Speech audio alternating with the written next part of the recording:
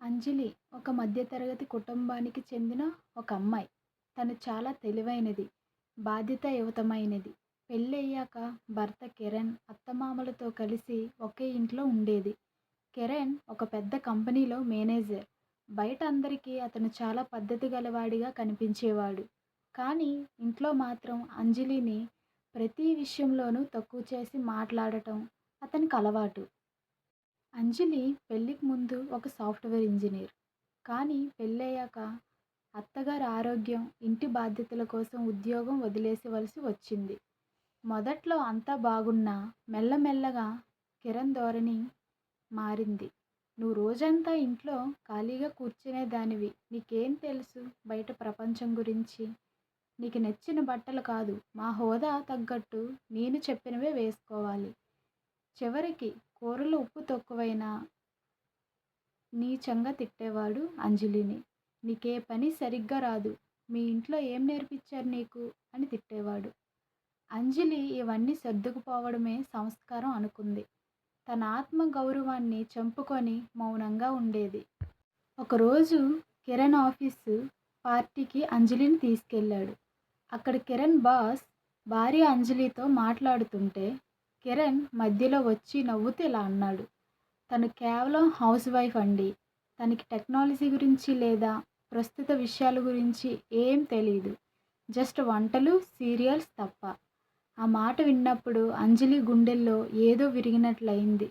అందరి ముందు తనను అలా తక్కువ చేయడం ఆమెను కలిచివేసింది. ఇంటికి వచ్చాక అంజలి నిలదీసింది: "ఎందుకు నన్ను అలా తక్కువ చేసి మాట్లాడారు" అని. దానికి కిరణ్ చాలా నిర్లక్ష్యంగా, "నేను సంపాదిస్తున్నాను కాబట్టి నీకు అన్నం పెడుతున్నాను. నీకంటూ సొంత గుర్తింపు ఏముంది? నా నీడలో బ్రతుకుతున్నావనే విషయం మర్చిపోకు" అన్నాడు. ఆ రాత్రి అంజలికి నిద్ర పట్టలేదు. తన చదువు, తన ప్రతిభ ఏమైపోయాయి? కేవలం ఒక వ్యక్తి ఇచ్చే డబ్బు కోసం తన ఆత్మ గౌరవాన్ని తాకట్టు పెట్టాలా? మరుసటి రోజు పొద్దున్నే అంజలి తన పాత సర్టిఫికేట్లు బయటికి తీసింది. మళ్ళీ ఉద్యోగ ప్రయత్నాలు మొదలుపెట్టింది.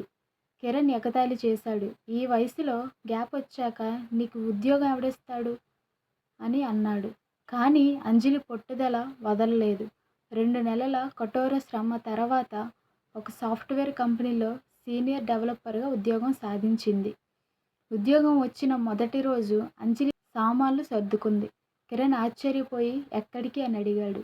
అంజలి ప్రశాంతంగా ఇలా అంది: "కిరణ్, ఇన్నాళ్ళు నువ్వు పెట్టే అన్నం కోసం నీ అవమానాలు భరించాను. కానీ ఆత్మగౌరవం లేని చోట ఎన్ని సౌకర్యాలు ఉన్నా అది బతుకు కాదు, బానిసత్వం. నేను నిన్ను విడిచి వెళ్ళడం లేదు. నన్ను నేను వెతుక్కుంటూ వెళ్తున్నాను. గౌరవం ఇవ్వలేని ప్రేమలో నేను ఉండలేను." అంజలి తన సొంత కాళ్ళ మీద నిలబడటానికి బయటకు నడిచింది. కిరణ్ అప్పుడు గ్రహించాడు: ఒక స్త్రీకి ఇల్లు, నగలు ముఖ్యం కాదు, తన వ్యక్తిత్వానికిచ్చే గౌరవం ముఖ్యమని.